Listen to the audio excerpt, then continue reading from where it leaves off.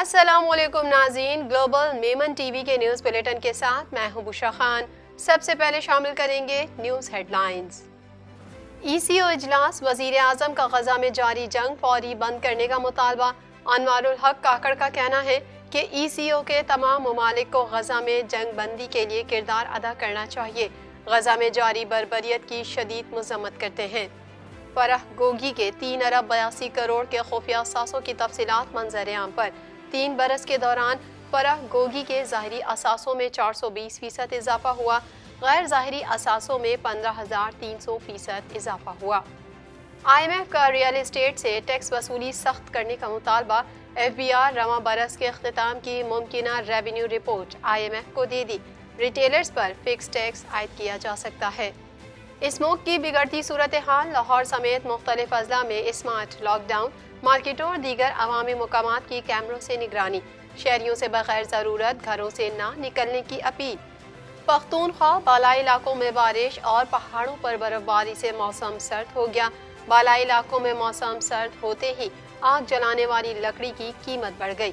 شمال بالائی بلوچستان میں بارش اور ژالہ باری کے سبب موسم سرد ہو گیا۔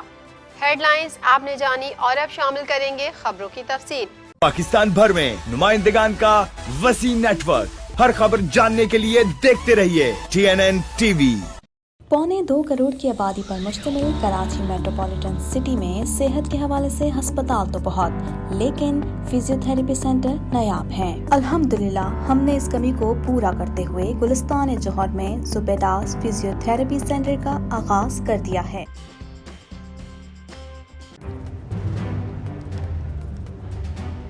Islamic Finance TV, the only TV channel of the fastest growing Islamic economy in the world and the prime mover of Islamic finance news. Follow us on our social media handles and watch our reports and educational program at www.islamicfinancetv.com. For advertisement, please contact us at islamicfinancetv@gmail.com.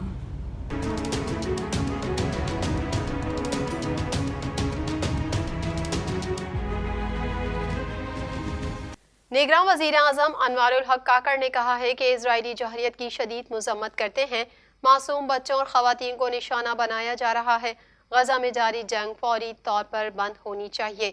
مزید جانیں گے اس report میں۔ نگراں وزیر اعظم انوار الحق کاکڑ نے کہا ہے کہ اسرائیلی جوہریت کی شدید مذمت کرتے ہیں۔ معصوم بچوں اور خواتین کو نشانہ بنایا جا رہا ہے۔ غزہ میں جاری جنگ فوری طور پر بند ہونی چاہیے۔ تاشقند کنونشن سینٹر میں اقتصادی تعاون تنظیم کے 16ویں سربراہی اجلاس سے خطاب کرتے ہوئے نگراں وزیر اعظم انوار الحق نے کہا، غزہ میں جاری بربریت کی شدید مذمت کرتے ہیں۔ غزہ میں جاری جنگ فوری طور پر بند ہونی چاہیے۔ نگراں وزیر اعظم نے کہا کہ ای سی او فورم کو ایک باقاعدہ تنظیم کی شکل دینا ہوگی۔ مسئلہ کشمیر کو اقوام متحدہ کی قراردادوں کے مطابق حل ہونا چاہیے۔ انوار الحق کاکڑ نے کہا کہ خطے میں تجارتی سرگرمیوں سے ہی ترقی ممکن ہے۔ ای سی او ممالک کے درمیان تجارتی راہداریاں اہم کردار ادا کریں گی۔ دوسری جانب اقتصادی تعاون تنظیم کے 16ویں سربراہی اجلاس سے قبل وزیر اعظم کی آذربائیجان کے صدر سے ملاقات ہوئی۔ ملاقات میں دونوں رہنماؤں نے 2 طرفہ تعلقات، تجارت، دفاع اور توانائی کے شعبے میں حالیہ پیش رفت کا جائزہ لیا۔ وزیر اعظم نے آذربائیجان ایئر لائن کے پاکستان کے لیے براہ راست فلائٹ آپریشن کے اعلان کا خیر مقدم کیا۔ وزیر اعظم نے کاروبار، سیاحت اور لوگوں کے درمیان تبادلوں کو بڑھانے کے لیے مثبت پیش رفت قرار دیا۔ وزیر اعظم نے آذربائیجان کی خود مختاری اور علاقائی سالمیت کے حوالے سے پاکستان کی حمایت کا اعادہ کیا۔ وزیر اعظم انوار الحق کاکڑ اور صدر علیو کے درمیان اسلاموفوبیا اور موسمیاتی تبدیلی، علاقائی تعاون اور خوشحالی کے فروغ کے لیے تبادلہ خیال کیا گیا۔ دونوں رہنماؤں نے مقبوضہ کشمیر میں بھارتی مظالم کی تازہ ترین صورتحال اور غزہ میں انسانی بحران پر بھی تبادلہ خیال کیا۔ عمران خان کی مبینہ فرنٹ پرسن فرحت شہزادی اور فرح گوگی کے ظاہری اور غیر ظاہری اثاثوں میں 2017 سے 2020 تک 4 ارب 52 کروڑ روپے کا حیرت انگیز اضافہ ہوا۔ مزید جانتے ہیں اس رپورٹ میں۔ عمران خان کی مبینہ فرنٹ پرسن فرحت شہزادی اور فرح گوگی کے ظاہری اور غیر ظاہری اثاثوں میں 2017 سے 2020 تک 4 ارب 52 کروڑ روپے کا حیرت انگیز اضافہ ہوا۔ فرح گوگی نے 2020 میں 95 کروڑ روپے کے اثاثوں کو تسلیم کیا، مگر اس سے ہٹ کر ان کے غیر ظاہری مگر ملکیتی اثاثے 3 ارب 82 کروڑ روپے ہیں۔ میڈیا رپورٹ کے مطابق پی ٹی آئی کے 3 سالہ دور حکومت کی کرپشن کی داستان سامنے آ گئی۔ عمران خان کی فرنٹ پرسن فرحت شہزادی اور فرح گوگی کے ظاہری اور غیر ظاہری اثاثوں میں 2017 سے 2020 تک 4 ارب 52 کروڑ روپے کا حیرت انگیز اضافہ ہوا۔ صرف 3 برس کے دوران فرح گوگی کے ظاہری اثاثوں میں 420%، جبکہ غیر ظاہری اثاثوں میں 15,300% اضافہ ہوا۔ یہاں یہ بات قابل ذکر ہے کہ یہ اثاثے فرح گوگی کی ذاتی ملکیت ہیں، جبکہ احسن جمیل گجر اور باقی رشتہ داروں اور حصہ داروں کے اثاثے علیحدہ ہیں۔ علاوہ ازیں فرح گوگی، احسن جمیل گجر اور ان کے پارٹنرز کے ملک بھر میں 102 بینک اکاؤنٹ سامنے آئے ہیں۔ ان کی کل مالیت 14.5 ارب روپے ہے۔ یہ اس پیسے کا حصہ ہے جو چیئرمین پی ٹی آئی کی فرنٹ پرسن کے طور پر لیا گیا۔ فرح گوگی کے پاکستان میں موجود بینک اکاؤنٹس کی تعداد میں 2019 سے 2021 تک مسلسل اضافہ دیکھا گیا۔ 426 ملین روپے کا سرمایہ صرف ایک اکاؤنٹ میں 2018 سے 2022 تک 47 ٹرانزیکشنز کے ذریعے آیا۔ ایس ای سی پی ریکارڈ کے مطابق فرح گوگی 8 کمپنیوں میں حصے دار ہیں۔ چیئرمین پی ٹی آئی کی معاونت سے فرح گوگی نے 2018 میں ایمنسٹی اسکیم کا بھی فائدہ اٹھایا۔ 889 ملین روپے سے زائد کالا دھن پوسٹنگ، ٹرانسفر، سرکاری ٹھیکوں کی مد میں ریگولرائز کرایا گیا۔ آئی ایم ایف کے ساتھ پاکستان کی معاشی ٹیم کے مذاکرات جاری ہیں، جبکہ اس دوران عالمی مالیاتی فنڈ کے مطالبات بھی ہر سیشن میں سامنے آتے جا رہے ہیں۔ مزید احوال اس رپورٹ میں۔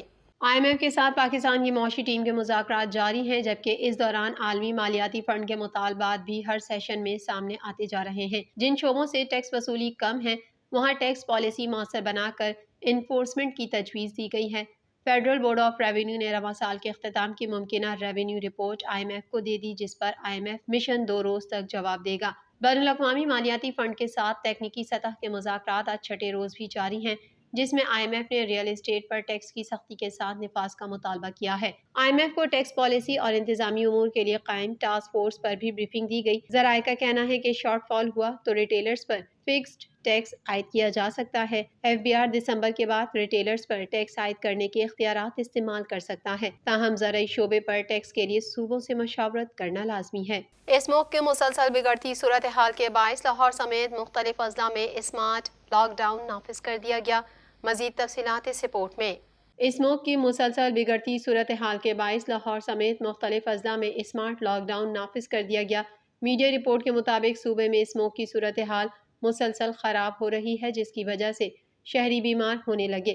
نگراں صوبائی حکومت کی جانب سے صوبائی دارالحکومت لاہور سمیت مختلف اضلاع میں اسمارٹ لاک ڈاؤن نافذ کر دیا گیا۔ لاہور اور اسموک سے متاثرہ دیگر اضلاع میں جمعرات اور جمعے کے روز جزوی طور پر اسمارٹ لاک ڈاؤن نافذ کیا جا رہا ہے، جبکہ ہفتے اور اتوار کو مکمل طور پر اسمارٹ لاک ڈاؤن نافذ رہے گا۔ ضلع انتظامیہ کی جانب سے شہریوں سے اپیل کی گئی ہے کہ 4 دن میں بغیر کسی ہنگامی ضرورت کے اپنے گھروں سے نکلنے سے گریز کریں۔ لاہور میں جمعرات کے روز ایئر کوالٹی انڈیکس 450 سے تجاوز کر گیا، جس کے بعد شہر میں اسمارٹ لاک ڈاؤن پر عمل درآمد کروانے کے لیے ضلع انتظامیہ، پولیس اور دیگر محکمے سرگرم ہیں۔ اس حوالے سے تمام متعلقہ اداروں نے حکمت عملی بھی تشکیل دے دی ہے۔ انتظامیہ کی جانب سے اسمارٹ لاک ڈاؤن کے دوران سیف سٹی کیمروں کے ذریعے مرکزی علاقوں کی مارکیٹوں، بازاروں اور دیگر عوامی مقامات کی انتہائی توجہ کے ساتھ نگرانی کی جائے گی۔ اس حوالے سے ضلع انتظامیہ اور پولیس نے تاجر تنظیموں کو صورتحال سے آگاہ کرتے ہوئے اعتماد میں لے لیا ہے۔ ڈی سی لاہور رافعہ حیدر کے مطابق ہفتہ اور اتوار کو لاہور سے باہر آنے جانے والی ٹریفک بند ہوگی۔ انسداد اسموک لاک ڈاؤن کے ساتھ ساتھ آلودگی پھیلانے والوں کے خلاف کارروائیاں جاری ہیں، جبکہ اسموک لاک ڈاؤن کامیاب بنانے کے لیے پولیس شہر کے داخلی خارجی راستوں پر ناکہ بندی کرے گی۔ پختونخوا کے بالا علاقوں میں بارش اور پہاڑوں پر برف باری کے بعد موسم سرد ہو گیا۔ مزید جانیں گے اس رپورٹ میں۔ پختونخوا کے بالا علاقوں میں بارش اور پہاڑوں پر برف باری کے بعد موسم سرد ہو گیا۔ صوبائی دارالحکومت پشاور اور اس کے نواحی علاقوں میں بھی کل سے بارش کا امکان ہے۔ محکمہ موسمیات کے مطابق شہر پر آج صبح ہی سے بادل چھائے ہوئے ہیں، جس کی وجہ سے جمعرات اور جمعے کی درمیانی رات سے صوبے کے بعض علاقوں میں کہیں تیز اور کہیں ہلکی بارش کا امکان ہے۔ صوبے کے بالائی علاقوں میں پہاڑوں پر بھی ہلکی برف باری ہو سکتی ہے۔ شمال بالائی بلوچستان میں بارش اور ژالہ باری کے سبب موسم سرد ہو گیا ہے۔ محکمہ موسمیات کے مطابق شمال بالائی بلوچستان کے علاقے چمن، زیارت، کان مہترزئی اور توبہ اچکزئی میں درجہ حرارت 0 ریکارڈ کیا گیا ہے۔ چترال میں گزشتہ شب سے بارش اور پہاڑوں پر برف باری کا سلسلہ جاری ہے۔ درہ لواری، مڈ کرشٹ، بگوشت اور کالا شوادی کے بالائی علاقوں میں برف باری کی اطلاعات ہیں۔ ادھر اپر چترال کے درہ شندور، کھوت، تریچ کے بالا علاقوں اور پہاڑوں پر بھی برف باری جاری ہے۔ چترال میں بارش اور برف باری کے بعد موسم سرد ہونے سے آگ جلانے کے لیے استعمال ہونے والی لکڑی کی قیمت میں اضافہ ہو گیا۔ مقامی ذرائع کے مطابق جلانے والی لکڑی لوئر چترال میں 850 سے 900 روپے من اور اپر چترال میں 1200 روپے من تک فروخت ہو رہی ہے۔ گلوبل میمن ٹی وی کے نیوز بلیٹن میں فی الحال اتنا ہی۔ مزید خبروں اور اپڈیٹس کے لیے دیکھتے رہیے گلوبل میمن ٹی وی۔